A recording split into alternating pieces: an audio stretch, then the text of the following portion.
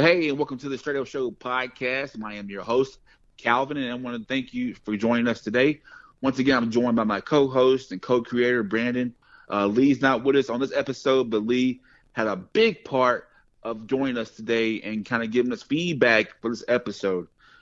We kind of had some going back and forth about how we're going to do this episode, and there was a lot to study, a lot to learn, because the show is about Asian discrimination during COVID. And, Brandon thought one way, I thought one way, and Lee kind of was in the middle to kind of just break the ice and kind of just split the difference and kind of see both parts of it. And I think that's kind of what we're going to talk about today, is kind of seeing both parts of it, because in the beginning, I didn't understand what was going on with Asians going through COVID-19. And I didn't know that there was so much hate being displayed and shown towards them. And Brandon, quickly, can you just tell us what was your view of choosing this topic for today? So with a lot of the hate discrimination going against the Asian community, right now there's not a lot of help being given by the federal government. And we don't need this to be a repeat of, Muslims in 9/11, the Germans from World War One. And, just other situations where we've been hit with a critical enemy, and we found a scapegoat, which is a certain race community, to place our, negative feelings on. So the best way I've thought we could help with this situation is by, one, talking about it, and also learning about what feelings we are having mentally that we can think on before we start, just throwing ourselves at people and spitting in the face of the Asian community.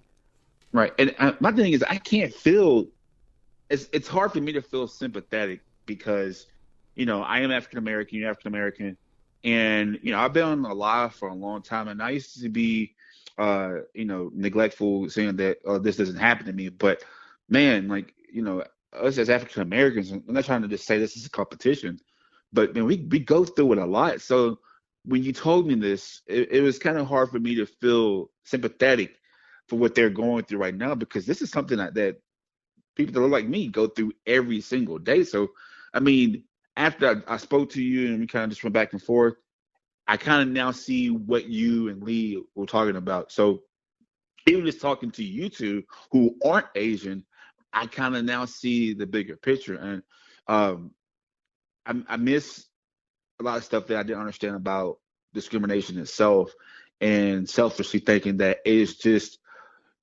not really selfishly, but just saying that, okay, what happens more to us than them? And so, well, it's kind of like, hey, welcome to the club. So get in the line and join the club. And after we're going to bring some guests on today. We have a mental health expert who's going to talk to us about the impact of not just those who are being discriminated, but those who are actually, figure out why people are doing this. And we're going to talk to her, and we're going to pick her mind and kind of ask her questions about this. We also have someone who is a victim of Asian discrimination because of COVID. And I think that, Brandon, I mean, I have a lot of questions to ask her. I mean, I know you do too. So we're going to ask these hard questions.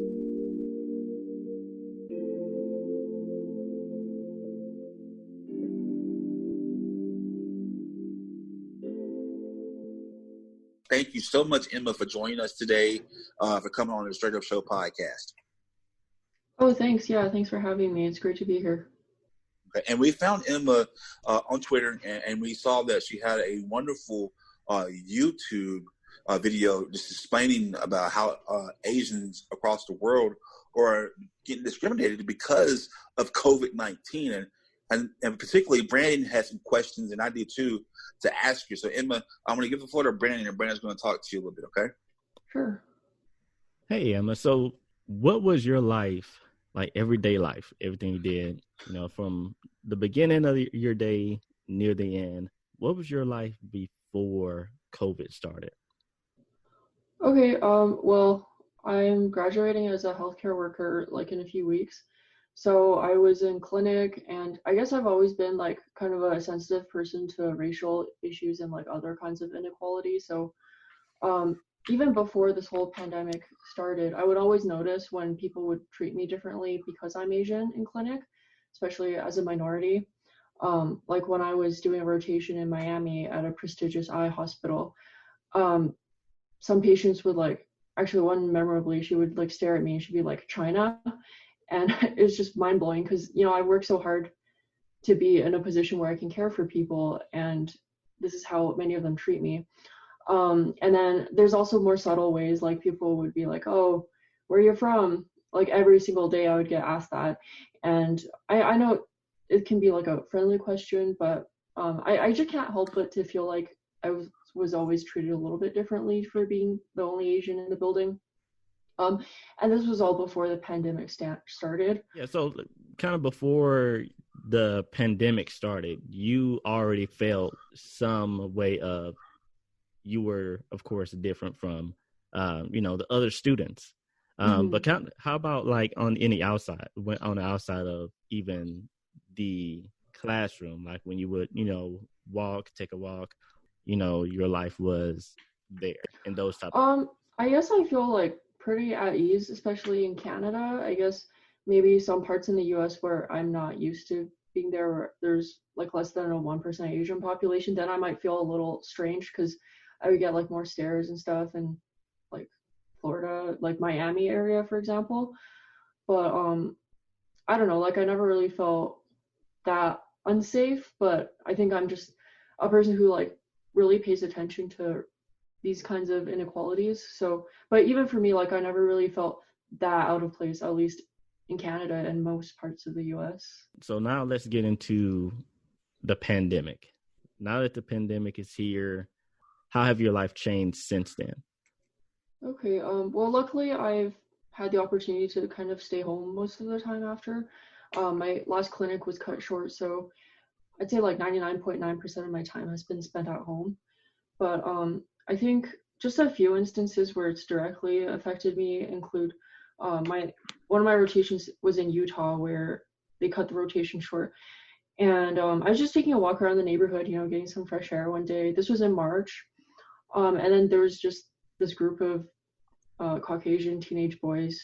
They were sitting in a field, and I was just minding my own business. And then like one of them started shouting something at me, and I could tell it was very hostile. And I didn't know what he was saying, but it was just kind of an uncomfortable situation. Like I was across the street from them, and it didn't look like they were going to attack me or anything. But I don't think.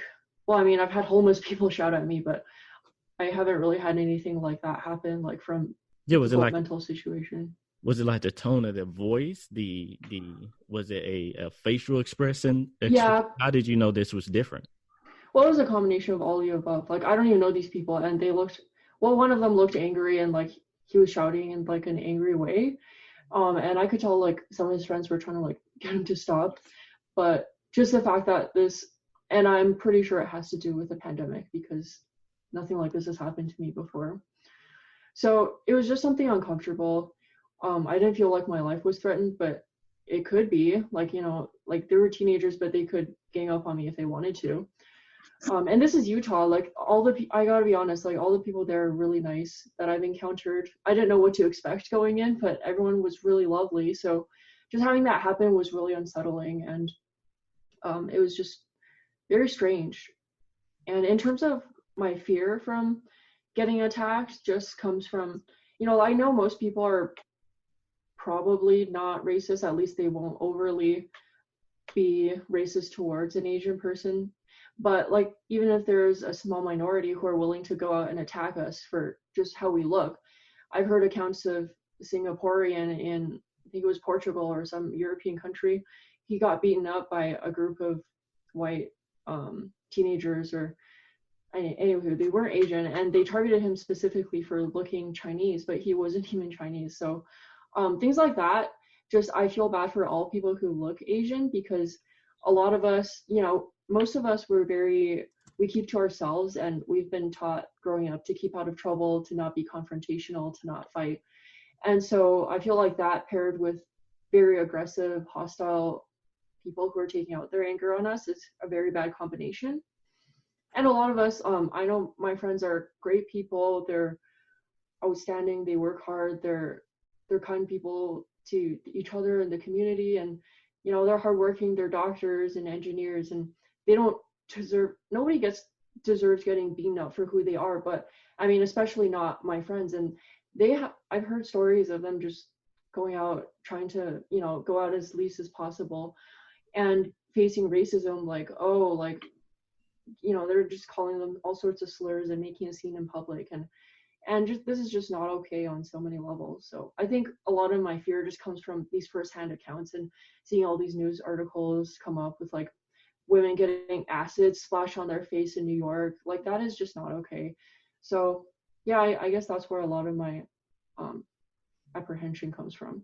I think I took from your video is that you worked hard to get where you're at, and that you didn't have to go through most struggles most people have gone through. And like I said, one thing I did say that I saw in your video, you said you were privileged, and so that a lot of stuff probably wouldn't relate to how your discrimination from being Asian doesn't compare to other people, but you do feel their pain, and you think that this whole I'm not the virus pertains not just to you because you have to go through it, but other people too. And so it's not just, like you said, it's not just one person, it's everybody from Asian to blacks to Hispanic, it's everybody. So that's what I got from your video, is that you talked about unity, but more specifically that it's happening now because of Asians, is that, you're working hard in your clinic, and, to me, that's inspirational for you to even come out to even say that, because a lot of people who go through discrimination, people are scared to speak out on it and to say, hey, like you said, it's a hate crime. Crime itself deserves punishment. A lot of people that we're seeing right now are not getting that punishment for it. For sure. I think that's one thing about Asian culture that kind of makes this whole situation worse, because many of our cultures focus so much on saving face and like, oh, what your reputation is, and if you speak out, like, are you going to lose your job? Are you going to get in trouble? So I think that's holding back a lot of people. So it's really so important to just get your voice out there, because that's really your biggest weapon against all of this. And it's the most effective one too, because you're not harming anybody by saying what's going on. Well, I mean, as long as you're speaking in a, like a reasonable and I guess easy to perceive way. So I think more people should speak up about all sorts of inequalities and hate crimes, because if you don't tell anybody, then nothing's going to change. Nobody's going to know. Nobody's going to care. Mm-hmm. And I think what makes me upset is that there are so many people who look quote unquote Chinese, but they're not even Chinese. They're from Singapore, and then I have a friend. She's Vietnamese. She's never been to Vietnam.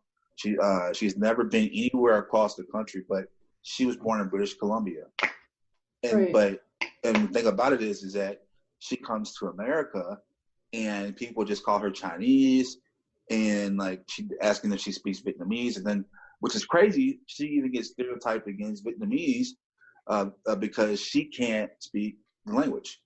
And so that's just so much misconception about just judging people in general. But exactly. Definitely your video of unity basically inspired me to contact you. At first it was for research purposes, but then it was like, you know what? Because at first I was really against the subject because, I had, like you said, it's not a competition. And I was kind of in the mindset of the competition, of the competitor, because I'm like, you know what? I mean, what they're going through is what we go through daily. So why should I feel any kind of empathy for them? Not in a malicious way, but like, this is what we go through. This is our normal. So I mean, we shouldn't be shocked that this is going on right now, because that's just how people are, and we're just used to it. Yeah. And like you said in your video, it's not right. First of all, I think it's really open-minded of you to invite me here, and I know it's not easy coming from your position, because I recognize there's a lot of systemic oppression against Black people. So I can kind of understand where you're coming from with the whole like, oh, we experience this every day thing. But I'm glad you're able to see it from our perspective as well. I think racism in general, of course, should not be allowed, but I've been seeing a lot of, I made a video about how hate crimes should be stopped, and actually got a lot of like controversial comments and downvotes from people I'm pretty sure who haven't even watched the video. And a lot of comments like, oh, well, what about like the blacks facing discrimination in China, or Hispanics and blacks have been facing this forever. And I understand that racism does affect a lot of people, and sometimes to different degrees depending on who you are. But I just think that like this is my video specifically was saying stop hate crimes against Asians, and also hate crimes are bad in general. It's not a competition. So I don't get why there's like this hostility between races. In general, before all this happened, I've always been proactive against all sorts of racism, and I've always understood that intersectionality was a thing. And we all know like the long history of racism against blacks in America. So I don't want it to be a competition. Like it's just unnecessary. And I think if there's a problem, we should all speak up about it. But I don't think groups should be attacking each other about, oh, who has it worse, because that's not really what the problem is here. The problem is all of it is bad, and we all deserve to speak up about it if we feel strongly about a specific situation. It's not meant to be like, oh, like who has it worse, you know? And I also wanted to add, like with your friend being Vietnamese and like she's barely even Vietnamese, but she still gets stereotyped as Chinese. And to add to that, like, yeah, that's just one example of why you shouldn't be racist towards Asians for thinking they're Chinese. Even me, who's Chinese, I grew up in Canada. I'm not a communist. I disagree with the Chinese government. I feel like they shouldn't be killing people and all that. I think China's a great country. I'm still proud of my country. I'm proud of Chinese people, but I don't agree with some of the tactics the government does to carry out certain goals. So just because somebody looks Chinese doesn't mean they are a living, breathing version of the government. And sometimes people say fuck China, like they don't understand how harmful that is. Yeah. It's not like they mean fuck the Chinese government, but some people say fuck China because they're lazy.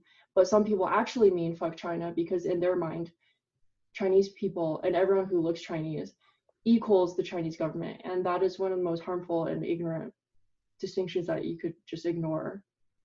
If you have a message to the world, what would you say to them in regards to COVID discrimination against Asians?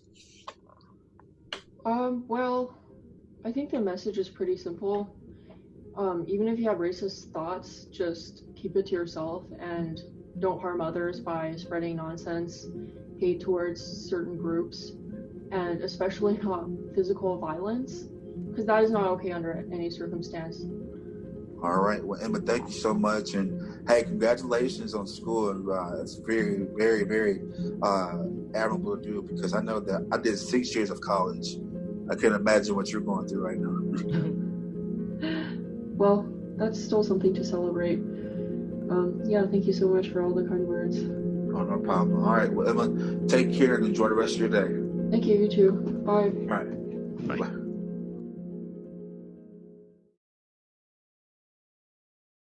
Dr. Thompson, how are you doing today? I'm doing great. I'm glad to be here. Thank you for having me. Yeah. Are you welcome? Yeah, and I just want to say thank you, like I said, personally, because you took time out of your busy schedule to talk to us today. So I want to thank you so much for joining us. It's my pleasure. It's my pleasure. As I mentioned to you, many people helped me along the way, and this is an opportunity. I consider this an opportunity to pay it forward. Thank you. All right. And if you don't mind, just tell people, give you a little bit of background about you and what you do. So I'm Dr. Monique Thompson. I have a doctorate in health administration. I'm a licensed professional counselor, which means in Texas, you have to have a license to practice as a psychotherapist. And I've been licensed for 19 years. I'm also a licensed professional counselor supervisor.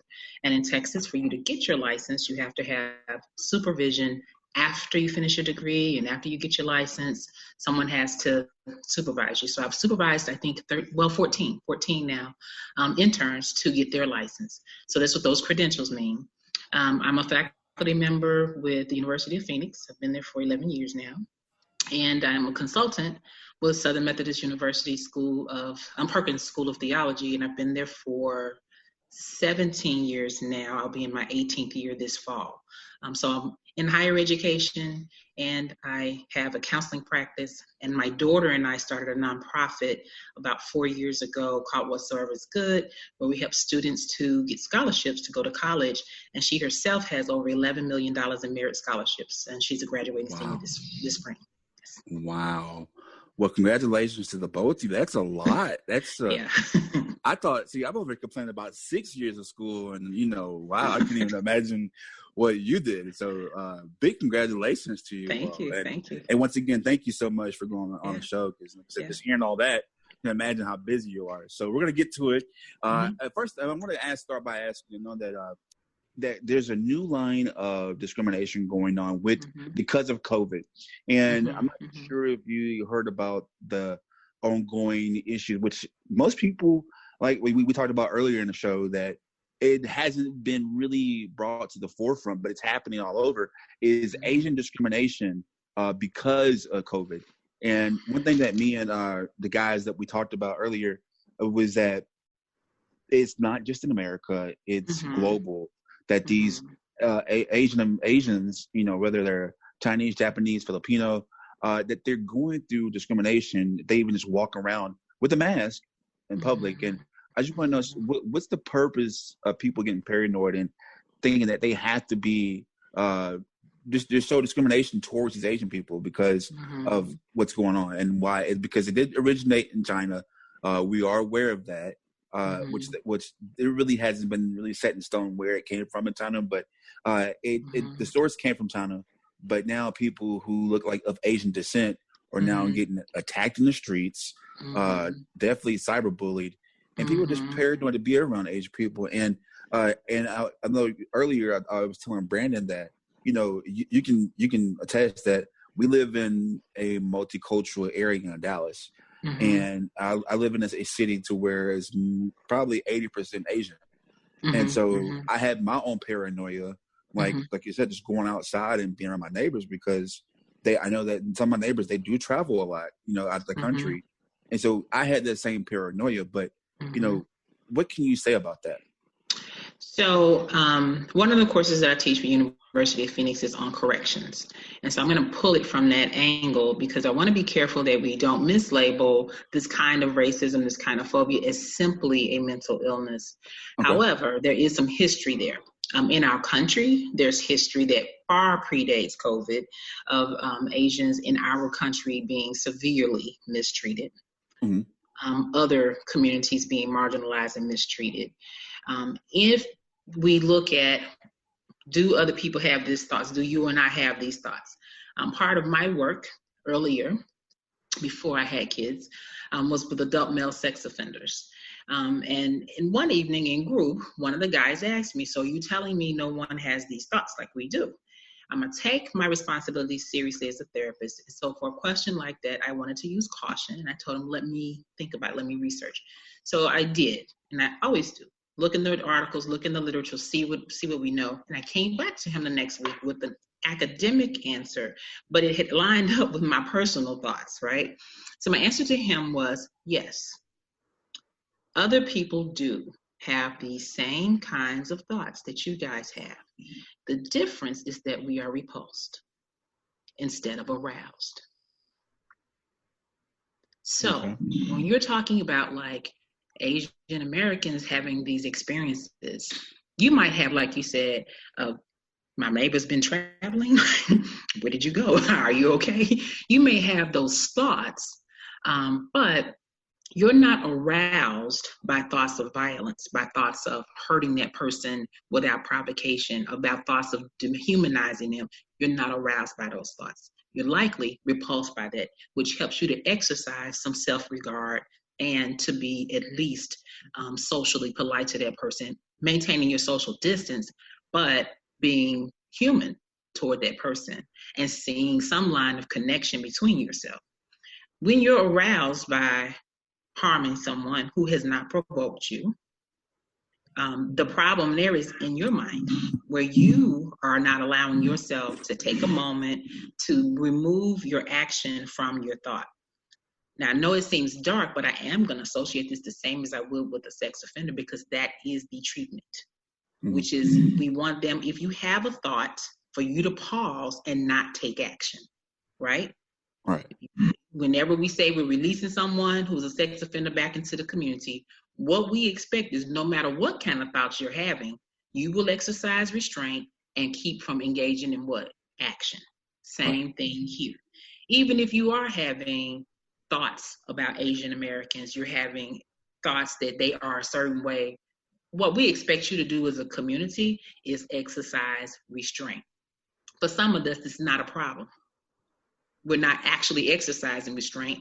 We're not having disturbing thoughts in the first place. So there is a body of literature that helps us to see that some people have disturbing thoughts about a certain group of people and it provokes them to violence. There's also a body of literature that helps us to see that partly what's happening is this person has a superiority complex. They have decided that I am better and in charge of everyone else, and they feel some sense of parenting or like I can control you by exercising these kind of acts. Both of these groups have in common is thoughts that are incorrect. We call them deviant thoughts. In forensic science, we would say they are criminal thinking errors. So that's what is really going on when we're looking at this as worldwide. Statistically, that's the same thing as any other crime. The problem is almost always the person who executed the action failed to use self-control. And and thank you for that answer. I mean, because that makes a lot of sense.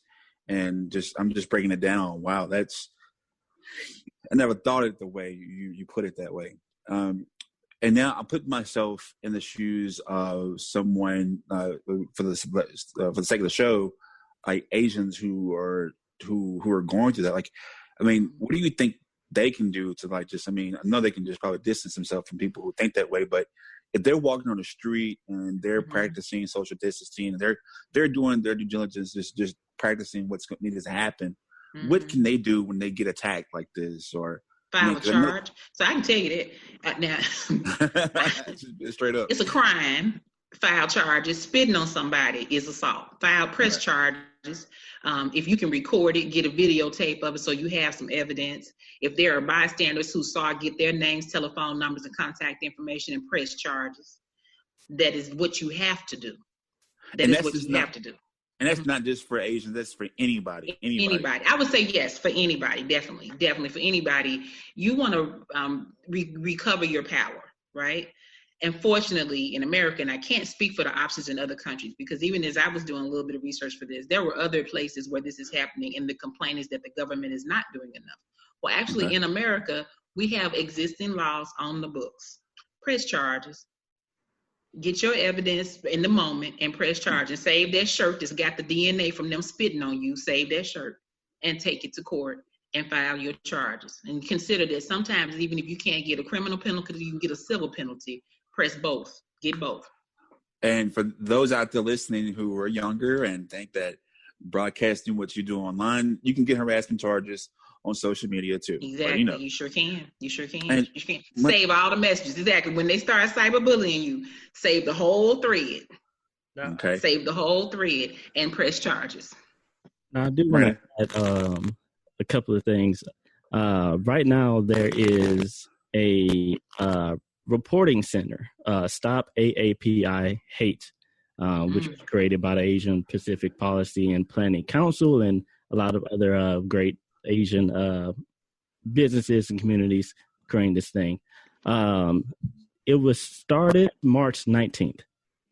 Since then, and this report ended April 24th, there was almost 1,500 reports of coronavirus discrimination from Asian Americans reported. So that was almost 1,500 from March 19th to the 24th.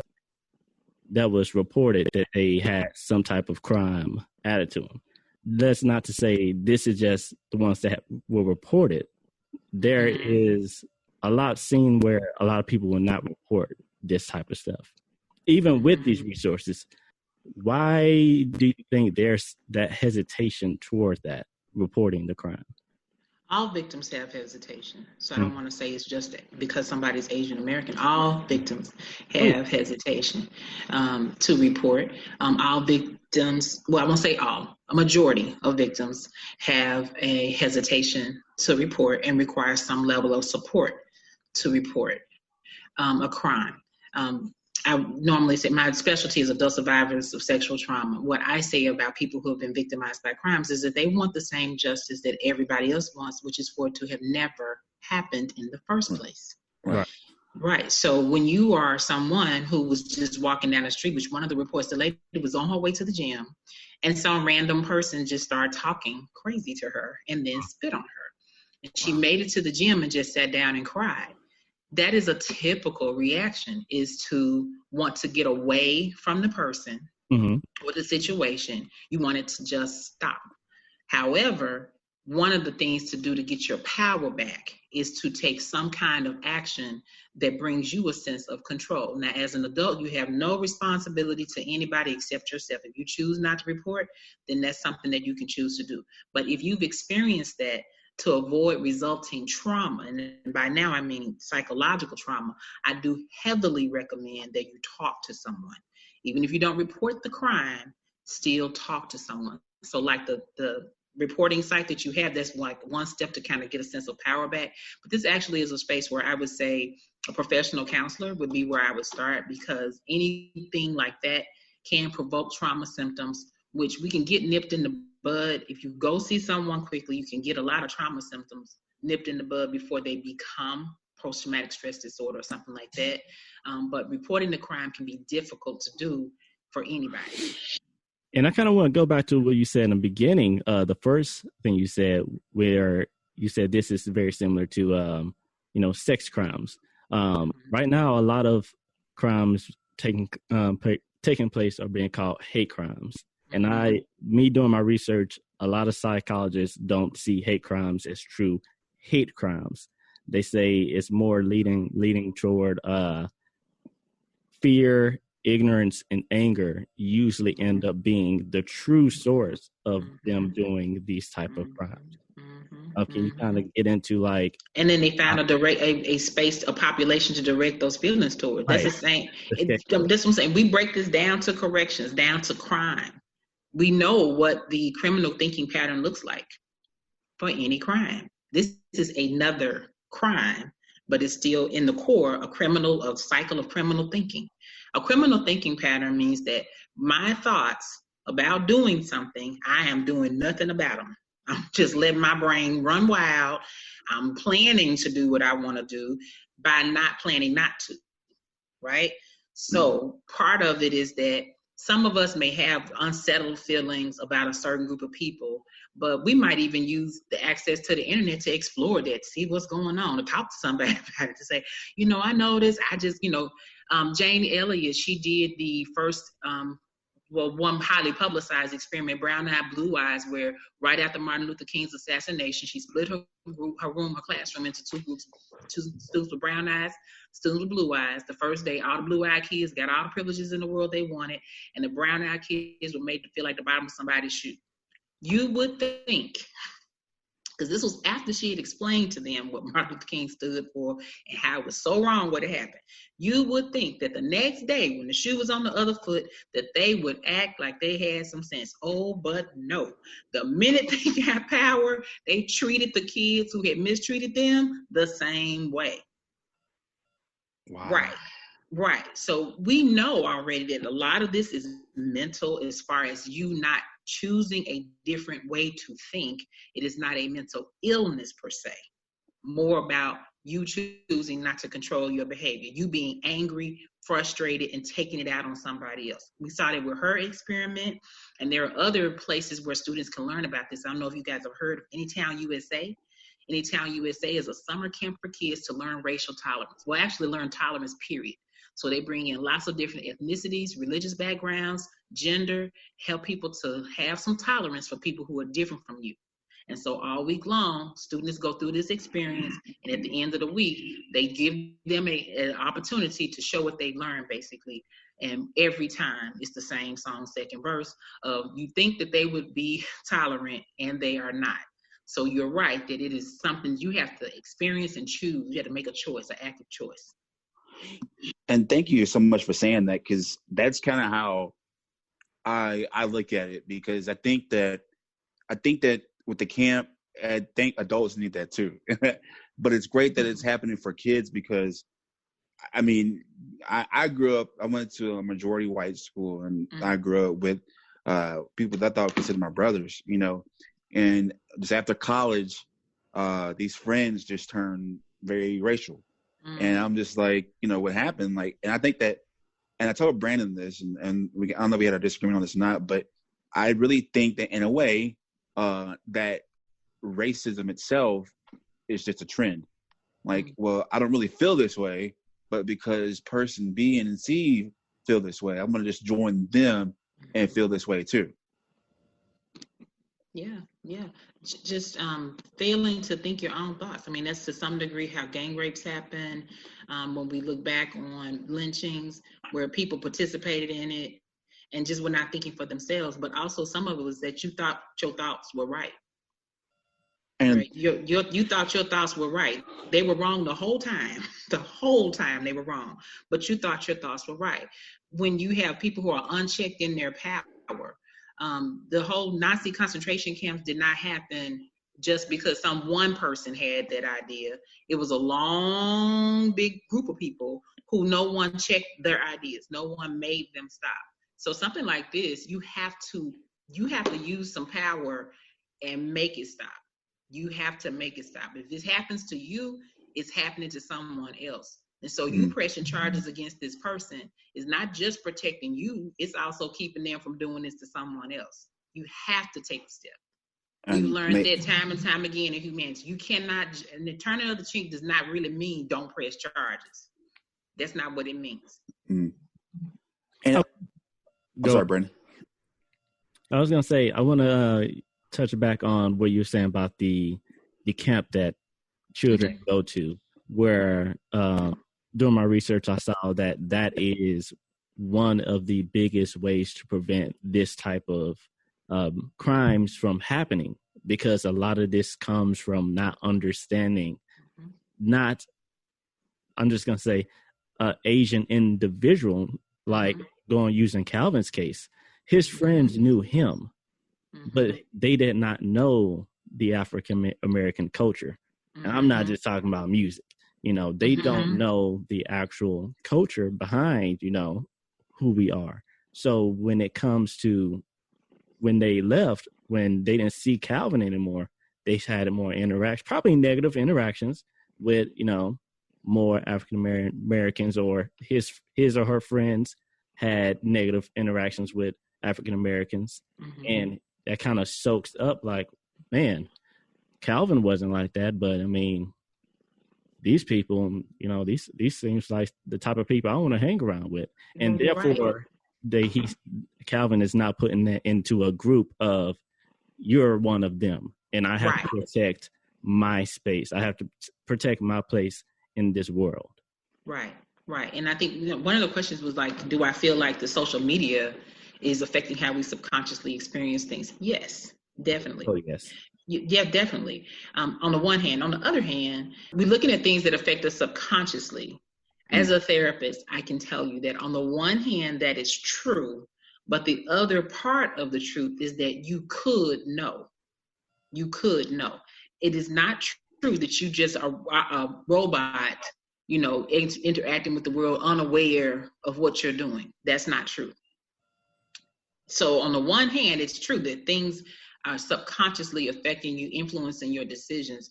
But the other part of the truth is that you can pause. And I'll tell you, there are two ways, and they're not magic pills. This is not a Disney answer, but these are two things you can do to improve your ability to think for yourself.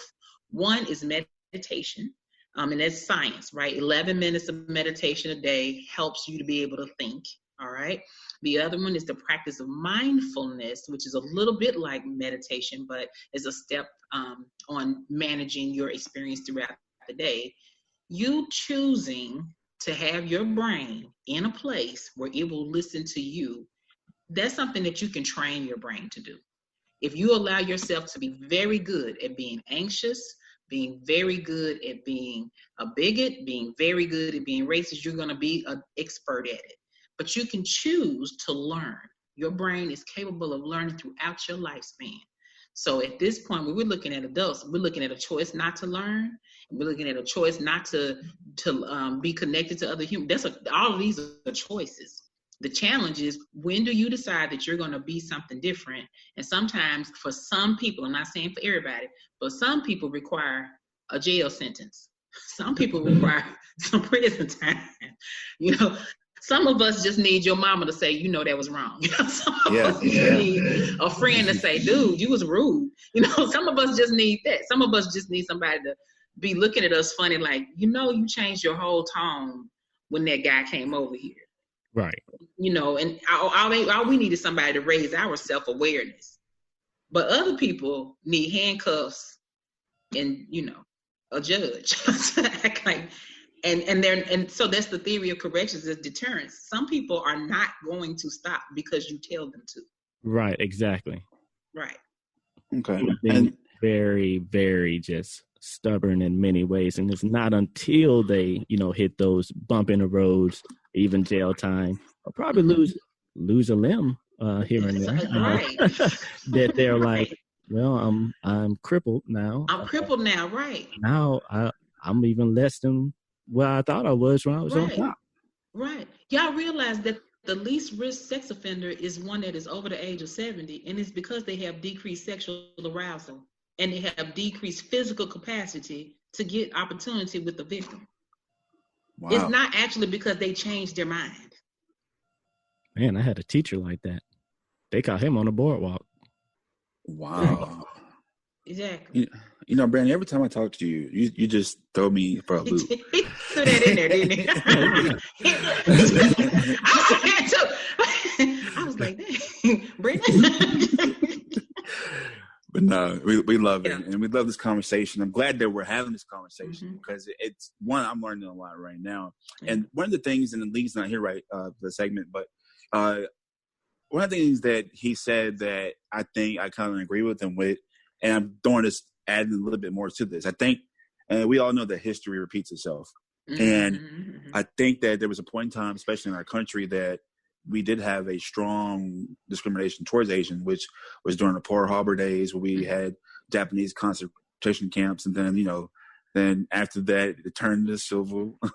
And then, you know, and after that, then, you know, Lee said that, you know, he believes that COVID is going to be the new way how 9/11 was for Middle Easterners, because, you know, how many people, you know, they name a Middle Eastern and say, well, what you doing, Osama? Or they just associate every Middle Easterner you see as Osama, and, you know, or a Muhammad. And it's just like, you know, that's not right. And so his biggest belief is that, you know, the way that people are treating Asians right now is that when they think about COVID, they're going to just call, you know, hey, what's up, COVID? And it's kind of, you know, have the same discrimination they did on Middle Easterns during 9/11. That's such a power play, though. I just want to be clear that if someone is saying something like that, it's such a power play, because the other person, you know, you're saying that to me because you feel somehow like your life don't depend on you talking like you have some respect to me. A little bit of that is going on, okay? A little bit of that is going on. Then the other part of it is, well, if I have two friends, one of who is saying things like this, am I, by my silence, condoning it? Right. You know, am I, by my silence, condoning it? And then taking it one more step further, if we're saying that social media can influence, which it does, then social media can use its powers for good and influence social change toward tolerance and towards us creating a place where you calling someone COVID is not well represented. We don't embrace that. We shun that. We have to create the opposite level of power, where you who want to do that feel disenfranchised instead of it being the other way around. So that means that everybody who has the power to take a stand actually has to. You don't really have the option to remain silent. That's what's going on right now. That's what happened during the civil rights movement. That's what happened during suffrage. That's what's happened every time there has had to be a major change, is that everybody has finally had to just stand up together. It does not work one person at a time. That does not work. Everybody has to be one voice, one strong fist. That's how we make it through. That is literally what's going to happen. And you're right. It's probably going to be, these little nitpicky things people say, do cyberbullying. Well, as soon as you see the thread, instead of ha, ha, ha, he, fight back at him. I saw this. It was funny, but not funny. This little boy did something on Twitter. His mama had kind of encouraged him to do it. And quote unquote, Black Twitter lit him up. Wow. Okay. And there was a video of him crying. He said, Mama, it's all your fault. Now Black Twitter got me. And I was like, yeah, you need to get got. That's what I'm saying, is that when you have that kind of behavior, everybody can't sit around and go, ooh, did you see that? Or, oh my God, I can't believe that. You need to be socially disciplined. If you think about the playground, which I like the playground, my office faces a playground. And I waited for it because I like playground justice. Playground justice, you do this, I discipline you, and then we go to shared lunch together after this. That's how I like for us to handle these. Okay. The situation after COVID, which I don't know if there'll be an after COVID. COVID is more like an ice age than a new normal. So I don't know what this looks like later. But as we see things that we think are not socially appropriate, when we see racism, you're standing by somebody that's, y'all have seen the videos where somebody is literally doing something to a person and people are videotaping it. Right. Instead of intervening. Right. My sister is a homicide detective. One of the problems is people sending the videotape in instead of intervening.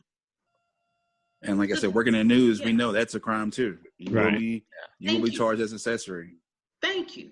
So yeah, part of it is, you're right, this is going to continue, but our choice, everybody's choice, is what are you choosing to do, like in the light of day, May 2nd, what are you choosing to do in the light of day that if you see it going down, if you see it happening, will there be hell to pay because you happen to be there? No, it kind of I'm sorry. It kind of goes into self-reflection, and what you said earlier also, I think this kind of goes into it. I'm going to use myself as an example. I am also often put in situations to where things unfairly happen to me. The average African American person would say, I didn't get this because I'm Black. I try not to do that. I always try not to do that. I often see it might be because I'm not, one, good enough. Two, the higher power said, I do not need that right now, which that tends to be the reason why when I think back at it all the time. Three, it just might have been a situation. Me thinking like that, do you think that is a good practice for people right now in this type of situation? Where it's like, I know COVID came from China, but is this person really Chinese? Is this person? Or even if they are, then so. Yeah, exactly. So like, you have to stop, like you said in the beginning, think about what are the alternatives. What could actually be happening here instead of thinking straight to this negative feeling. Is that do you think a good practice for people? That's an evidence-based practice. That is part of the evidence-based approaches that are being used in prison systems right now, so that people are ready for community corrections before they leave prison. One of the evidence-based practices is cognitive behavioral treatment, meaning helping the person stop a thought that's irrational, correct it, think a different thought, so that the action makes sense. That is an evidence-based practice for people who are in prison. So certainly, those who are about to commit a criminal act should pause, think a different thought, take action off the rational thought. So when you're thinking irrational, you just don't do anything. Wait till you just edit that thought until it's edited down to a rational thought. And while it's irrational, just do nothing. But often when you think like that, people will say that you're seen as, oh, you're just blind. You're just, you just soft whatever. By your own community, they'll tell you that, and they'll try to get you on that side. That kind of goes into that, thinking for yourself. What can people do to kind of defeat that, have the courage to do that? To break that traditional, break the traditional outlook mindset. What would it look like for you? I'm going to ask you, what does it look like for you? Let's say I didn't get this client that I work for, that I know my quality is way better, but they went with somebody else. Okay. Somebody might say, oh, well, you're black. They don't want to work with a black filmmaker. They don't want to work with, somebody, of your color. Where I say, well, you could at least say I'm young. It's because I'm young. But it might also because, and this is what I've learned, it might be because, one, I don't market myself enough. Or two, it might be because my prices are technically higher than the other person. He might actually do it for free. You already did it. Yeah. But it's not, believe it or not, I find it hard for people to do that. Yes, it is hard for people. No, it is hard for people to do that.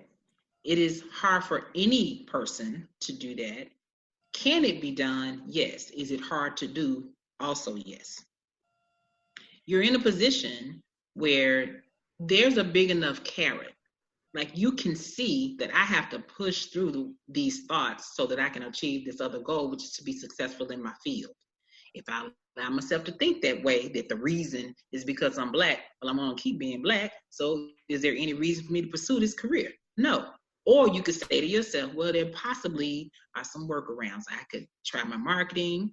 I can try to figure out, the things I can do something about, let me do something about those things, because even if it's true that some of it is because I'm black, then it doesn't mean I have to relegate myself to a life that would dictate. I want this. And so you've got something you really, really want that helps you to have a motivation to work through those thoughts. But there may be other areas of your life where there's no real carrot, and you let yourself have, lazy thinking, and you're like, well, I get around to that one day. And it's just not a carrot there to get you to start changing the way you think about it. Even in my field, as I came into the field, I always wanted to be an extra good therapist. I wanted people to come to me and get better. I didn't want people to come to me and it just be okay. So I dedicated my work to being the very best that someone will get when they come to see me. It's very, very excruciating hard. I wouldn't wish my internship on anybody. But even my own interns, and all of them have cried, but I don't want anybody to have my internship. My internship almost broke me, and I'm strong. But I wanted what the result would be. So I'm a good diagnostician. I know how to treat anything that would come my way. I prefer not to treat certain things, but if it happened to be that somebody came in and they had I would know what to do. And I always wanted to be able to do that. So that carrot was big enough for me to push through everything. And I'm older now. I'm 19 years in, so I'm old now. But even for my field, I'm still young and I'm still different. I'm a Black female, and I'm a Black female faith-based counselor. I have complex specialties, adult survivors of sexual trauma, couples recovery from affairs. Things are not easy to treat, and I enjoy that work, and I do it well, but it requires me to be on it, and I enjoy that. So that carrot keeps me pushing my brain to work. So in your case, you happen to really want to do what you really want to do well, which I don't know if you know, that probably means it's going to happen. Right. What you're wanting to have happen, the chances are more likely than not that they're going to happen. It's actually a predictor of survival. Optimism, like what you just described, is a predictor of survival. So you'll likely get it. But the carrot is kind of nice. I mean, plus you actually literally get more cash. I myself appreciate that too. I don't work for free. I'm leaving that. So. It's my religion.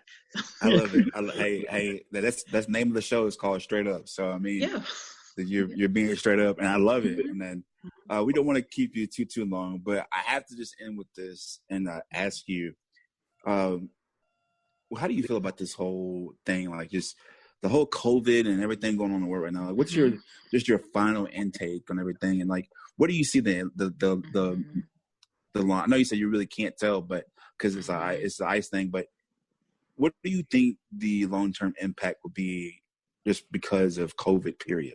People are gonna watch that? No. No, I think that you guys are onto something with identifying a group that's being specifically marginalized in the wake of this. And so part of what I hope will happen is that our humanity is better post-pandemic. I hope that we are better. But we are humans and we don't always get better. So I would say that unfortunately, I'm a scientist, so some of my opinion is that it is not likely. Our probability is low without effort. Humans, we don't really do well with chance. So if we have a voice of leadership, that a community leadership that says we are going to be our best selves, then that statistically suggests that we'll get there. If we continue to have the kind of leadership that we've had through this so far, I do not see things as far as the humanistic part of it. I do not see that getting better. Unfortunately, that may get worse. And that's what we've seen so far. I don't know if y'all done probably in your research for it, you've seen that it is actually for Asian Americans, it has gotten worse because of the lack of leadership from our elected leaders. It has gotten worse for their population. So unless we see a change there, unfortunately, my opinion is that we will see a downturn in the quality of life that we are experiencing. On the other hand, will humans survive? Yeah, that's why we still walk on earth right now. We don't have claws and teeth to destroy. We will figure out a way to survive, but is surviving something the same as quality? No, it is not. Wow, that was heavy. Yeah, I like that too. And with that being said, just want to thank you so much for coming on the show today. I was going to tell you this post recording, but like the whole time you were speaking, learning a lot from you, I'm grinning ear to ear because like you can hear stuff on TV, and trust me, Brandon and I can attest because we work in media. He works in media. I used to work in media, and we know what goes on and what we hear and stuff like that.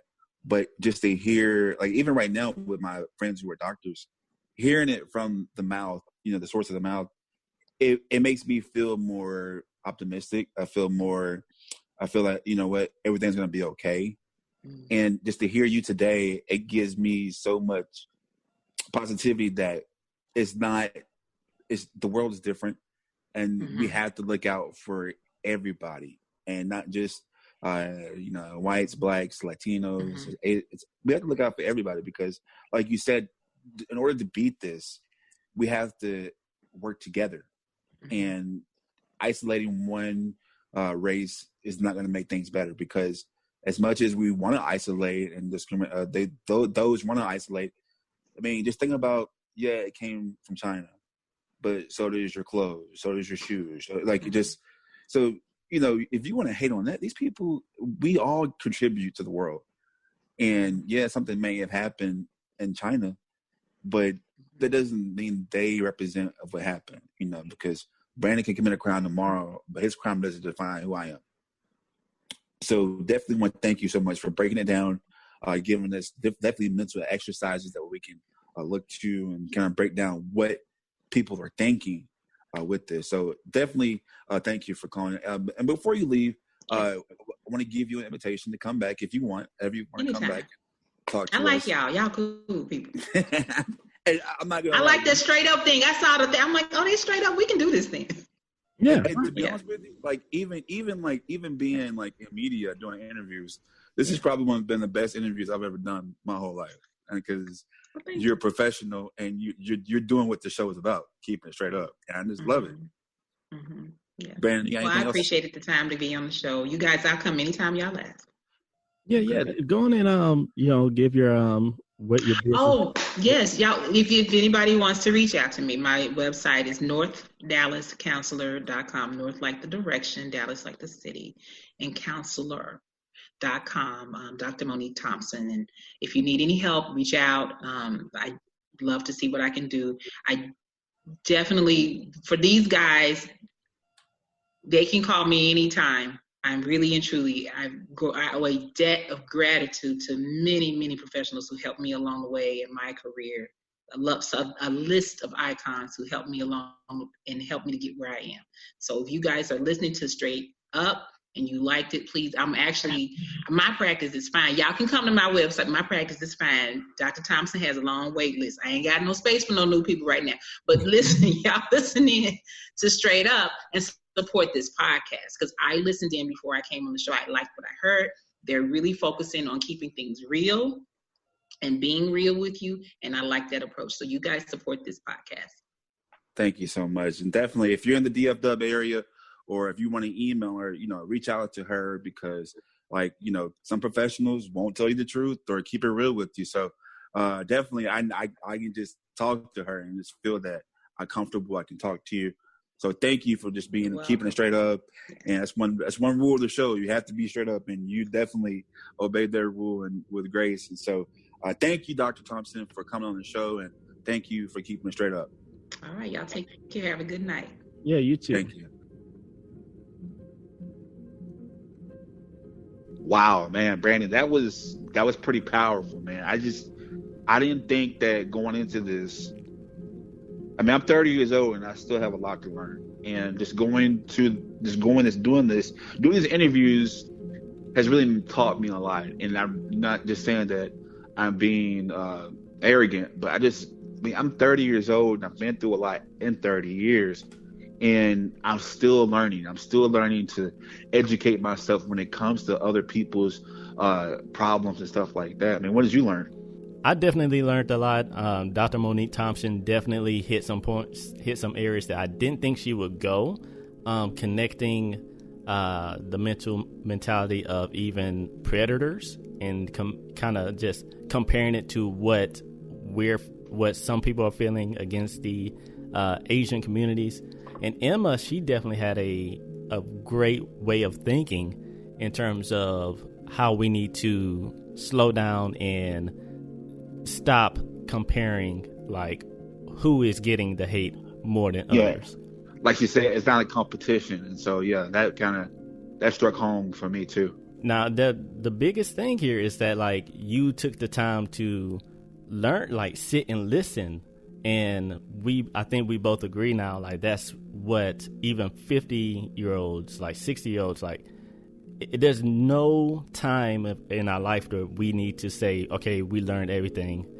We don't need to learn about other people's cultures. We don't need to know how this country, does one thing. The more we know, the more we understand, and the more we can actually get along with our neighbors.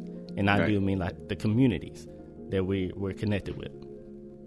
And I'm all for embracing different cultures, and just to know that this kind of discrimination doesn't just go on in America, but from Canada to Singapore to Vietnam and you're thinking about we're in America and we all contribute different cultures, which makes this country great.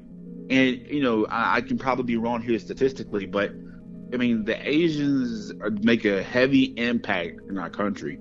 There are so many items that you hear that are made in China. I mean, I know there was one report that somebody tried to go to college, and for a project, they went without making African American for Black History Month. They went without using African American made products in their homes, and it was a difficult assignment for them because we contributed so much to this country, and so we have to look like this is a giant melting pot, and we have to do just such that. And I don't know about you, but we're hearing Dr. Thompson when she talked to us.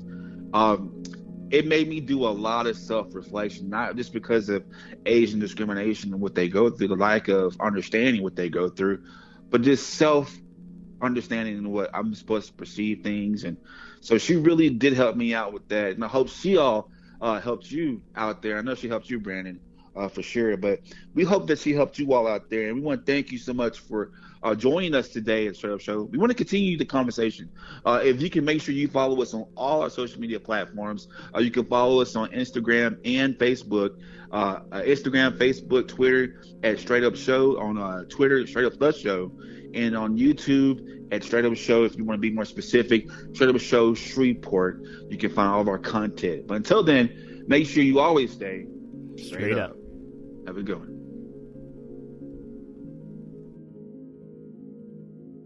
We want to thank you for tuning in to our episode. While producing and interviewing for this episode, an update on another tragedy just occurred. As most of you have heard and seen, 25-year-old Ahmaud Arbery was shot and killed while jogging by two individuals who claimed that he was a suspect that had been breaking into homes in the neighborhood. It wasn't at night. He wasn't wearing a dark hoodie, but just jogging.